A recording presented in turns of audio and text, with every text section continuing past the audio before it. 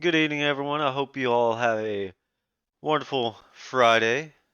We are going to be looking at the ES market today, ES futures, and not a whole lot to really cover.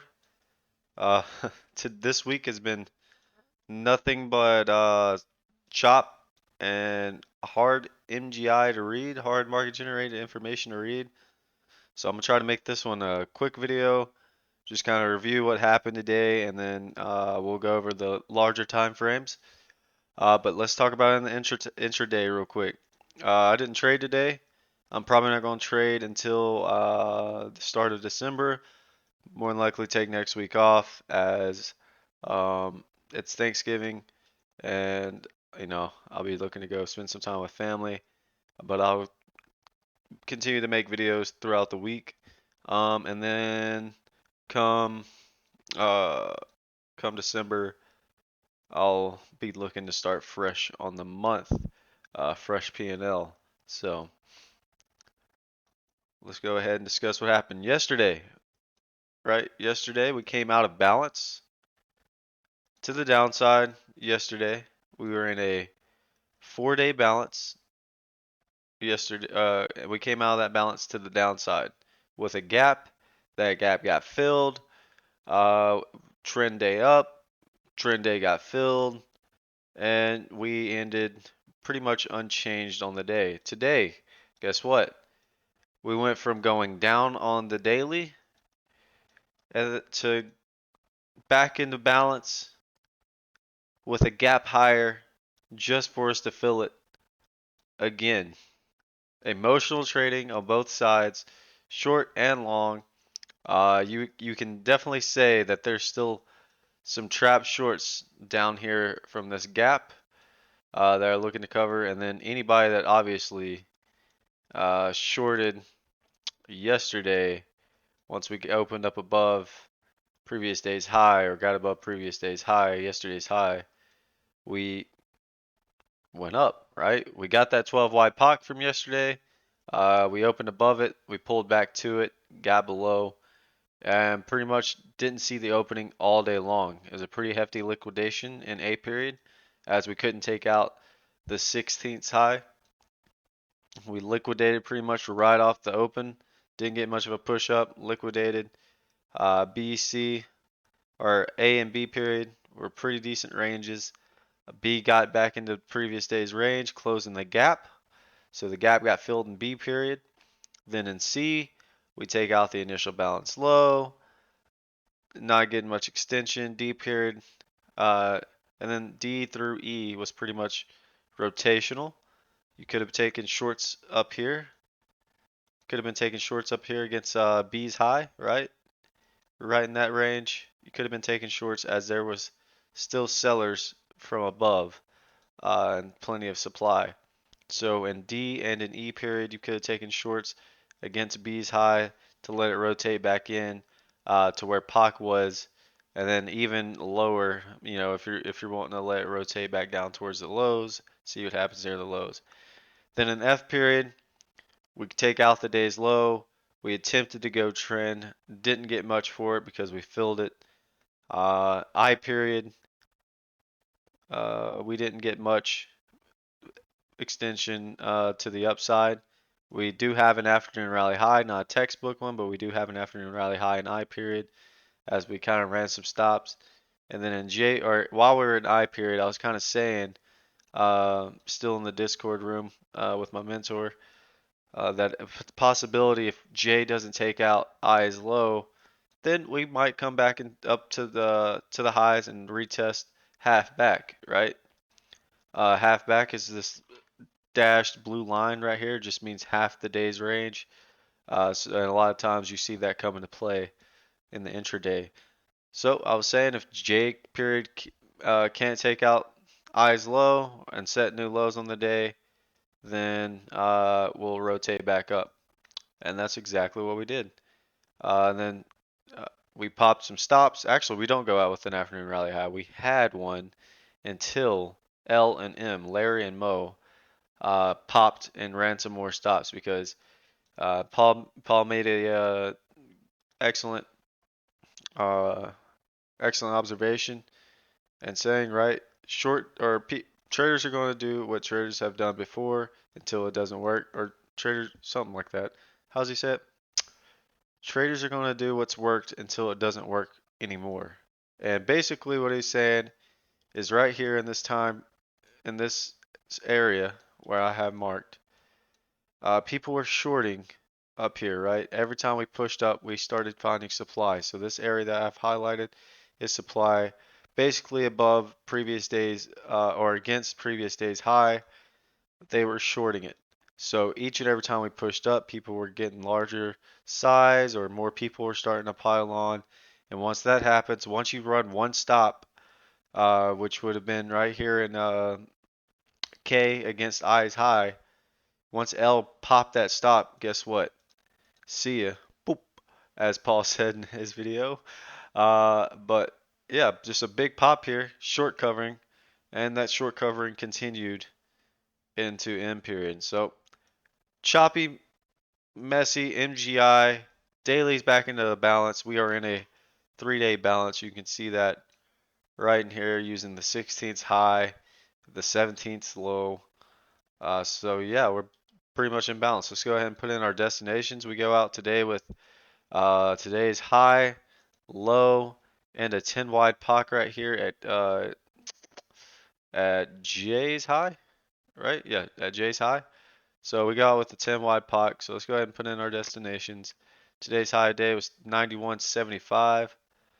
91.75. High day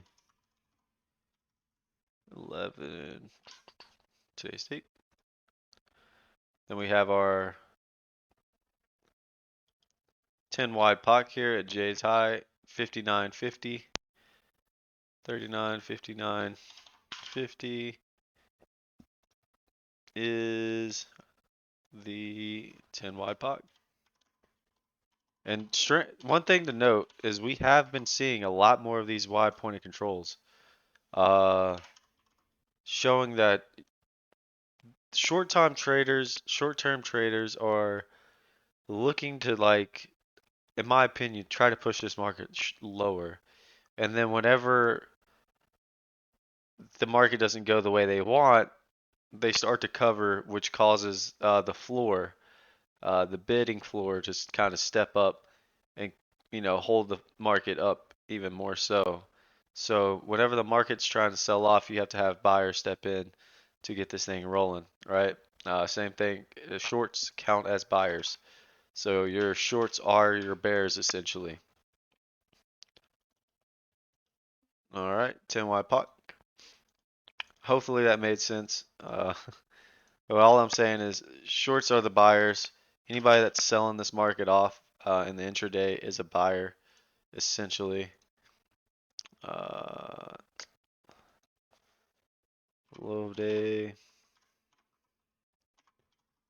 Oh no, what happened? Oh no, I don't know how to do this. I'm kidding. Uh, 18. It's been a long day. I'm also in the midst of my peak season. Anybody that works at UPS or understands UPS can vouch for me. This time of year gets kind of wild and hectic. Because we start going in earlier, earlier start times, etc. So my brain's kind of kaput by the end of the day, or by the end of the week, really. All right, so upside destinations. We have today's high 39.91.75. We get that. You should go test our balance high at 39.92.75. Once we take that out, we will look to start one time framing up. Downside destinations 10 wide POC at 39.59.50. Below that, you don't have anything till 39.42.50. And then our balance low down here at 39.13.50 or 75. So that's our balance area. I expect us to kind of stay in consolidation mode going into next week. Let's go into the larger time frames. I'll break those down and kind of explain my thesis behind consolidation. So monthly is still in a balance. Let's see if I still have, does not appear. So monthly, still in a balance. 3-month balance, this whole range right here that I'm highlighting, right? That's all a balance. We are in a 3-month balance, just chopping around. Think we have good odds of testing our 3-month balance up here at 41.37.25 or 75, 31.27, excuse me, 41.37.75. Don't know why that's so hard. That's the top of our monthly balance. Think we have pretty good odds of testing that as we are in the weekly right now. We are one time framing up in the weekly. Uh, we are one time framing up 2 weeks in a row. We look to continue that next week. Going into next week, we look to continue that. Now, if we take out this week's low at 39.13.75, which is also our daily balance low, we take that out, guess what? The weekly comes into a balance. So we look, bulls want to see us continue the one time frame up, which would require us to come out come out of balance to the upside on our daily time frame. So if we come out of balance on our daily time frame, then we'll look to test our weekly high at 40.38.75 and then potentially get into the gap, fill the gap, test the 200 and see what happens, see what kind of legs we can gain above that. Like I said, that monthly high is right here, this high of day where that island gap reversal is. So we can test that and maybe back off. Who knows? Daily's in a balance. Weekly is up, one time framing up. Monthly is in a balance. So mixed MGI on the larger time frames, mixed MGI market generated information on the intraday. Uh, one thing to note though, one thing to note is here on the weekly is we still have these lower highs setting in, right? Well, if I could draw here. These lower highs are still setting in.